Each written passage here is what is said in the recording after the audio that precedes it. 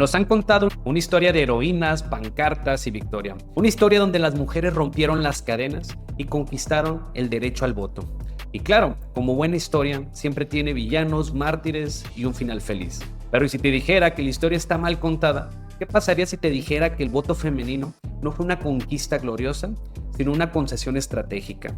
Y si te dijera que las mujeres no fueron las únicas excluidas, sino que durante siglos nadie votaba, sí, hoy vamos a defender lo indefendible, en la que el voto femenino fue una trampa. Antes de continuar, te invito a que te suscribas, le des me gusta a este video y nos dejes tus comentarios.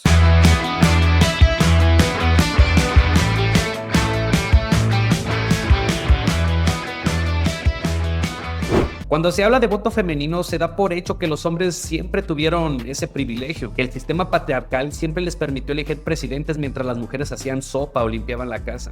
Pero la historia no funciona así. Nos encanta repetir que antes las mujeres no podían votar, como si los hombres sí hubieran tenido siempre ese privilegio. Pero la verdad es que durante siglos ni siquiera los hombres votaban. El voto, tal y como lo entendemos hoy en día, libre, universal y directo, es un invento reciente. En Inglaterra, por ejemplo, hasta 1832, solo podían votar los hombres ricos, propietarios de tierras o dueños de negocios. Estamos hablando menos del 5% de la población total. Y después de dicha reforma de 1832, apenas se amplió un poco. Todavía en 1867 la gran mayoría de obreros, empleados, campesinos y soldados eran excluidos del sistema. En Francia, el país que presume de libertad, igualdad y fraternidad, no otorgó un sufragio universal masculino sino hasta 1848. Y eso después de 2 revoluciones y mucha sangre. Pero incluso entonces, si eras pobre, analfabeto o vivías en una colonia, tu libertad de elegir no valía nada. Y en Estados Unidos es donde se pone interesante. En 1920, cuando se aprueba el voto femenino con la 19ª enmienda, se celebra como un hito de igualdad. Pero ¿igualdad para qué? Porque en ese mismo 1920 hombres afroamericanos eran sistemáticamente excluidos con las leyes como la Jim Crow, y también tenemos el caso de inmigrantes asiáticos que no podían naturalizarse y obviamente tampoco podían votar, y también el caso de los indígenas norteamericanos que no eran considerados ciudadanos sino hasta 1924. Y si eras pobre o analfabeto te bloqueaban con impuestos al voto o pruebas absurdas. Es decir, las mujeres no fueron las últimas en subirse al tren. El tren apenas estaba armándose y ya venía descarrilado. Nos dicen que el voto femenino fue conquistado, pero la realidad es más incómoda. Fue concedido, no por justicia, sino por necesidad política. Tenemos el caso de Nueva Zelanda en 1893, el primer país en aprobar el sufragio femenino. Fue una maniobra política en medio de una guerra de poder entre partidos. El Partido Liberal, necesitado de apoyo popular, apostó por incluir a las mujeres esperando que votaran a favor de sus reformas. No lo hicieron por convicción feminista, sino por un cálculo electoral. Y adivina qué, les funcionó, porque muchas mujeres votaron en contra de los conservadores, pero también en contra de los liberales. También el caso de Alemania y Austria en 1918. Aquí el contexto fue aún más claro. Derrota en la Primera Guerra Mundial y el colapso de los 2 imperios y resultado, una crisis total. ¿Qué haces cuando el Estado está hecho pedazos y necesitas reconstruirlo desde cero?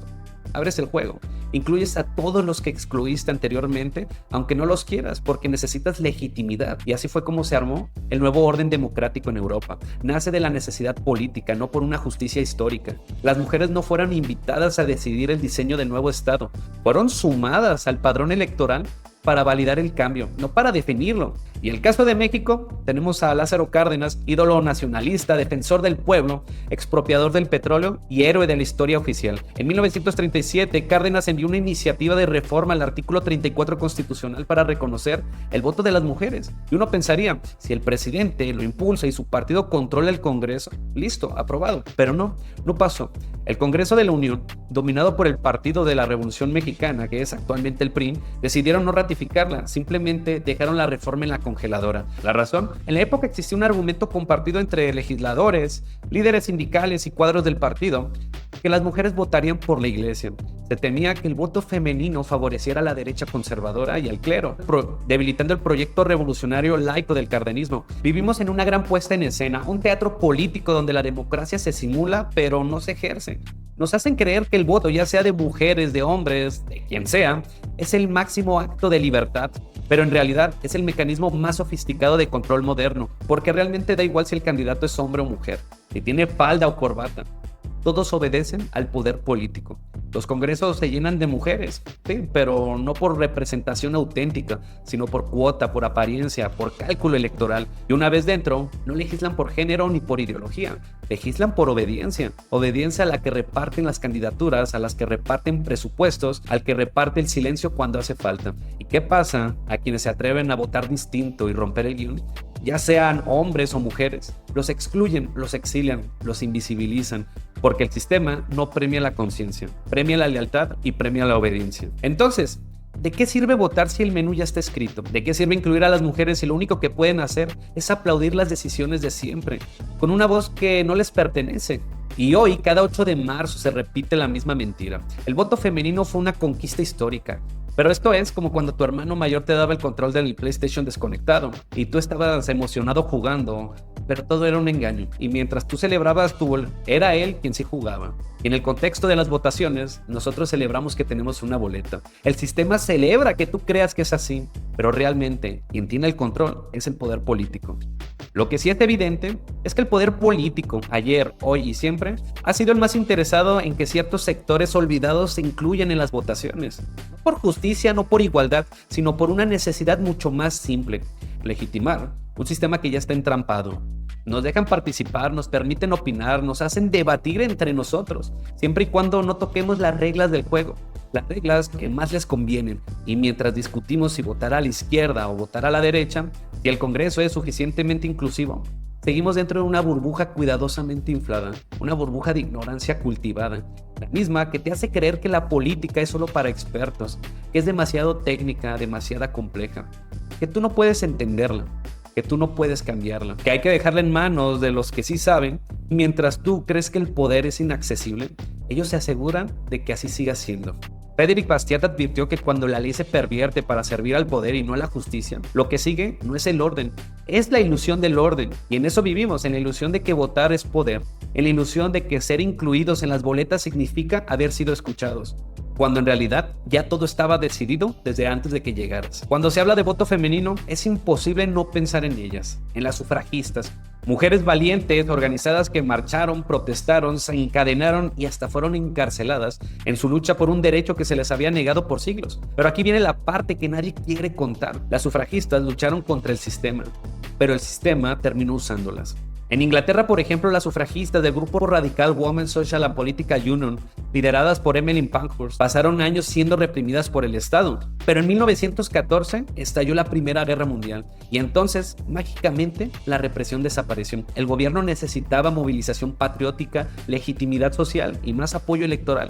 Así que pactaron. Las sufragistas suspendieron sus protestas y apoyarían el esfuerzo de guerra. Y a cambio recibirían una promesa: el voto sería concedido después. Y así fue. En 1918 el gobierno británico otorgó el voto a las mujeres mayores de 30 años con propiedades. No a todas, solo a aquellas que ya eran funcionales al orden establecido. En Estados Unidos ocurre algo parecido. Woodrow Wilson pasó años ignorando el movimiento sufragista, pero cuando necesitó apoyo popular para la entrada a la guerra y para sus reformas internas, respaldó públicamente el sufragio femenino en 1918.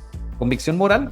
Claro que no. Conveniencia política. Como bien documenta la historiadora Ellen Dubois, el sufragio femenino fue una moneda de cambio dentro de los intereses estratégicos del Estado y no el cumplimiento espontáneo de una deuda histórica. Así que no, el sistema no fue vencido por las sufragistas, fue negociado y luego las vistió de símbolo democrático para que tú creas que todo cambió. El mensaje original de rebeldía, de crítica al orden, fue absorbido, domesticado y reemplazado como propaganda cívica. Así que sí, defiendo lo indefendible. Defiendo que el voto femenino es una trampa, así como todo el sistema electoral en su conjunto. Mismo sistema que legitima el poder político. Es la fachada del poder, una simulación cuidadosamente diseñada para que crea que participas, cuando en realidad solo estás validando decisiones de siempre.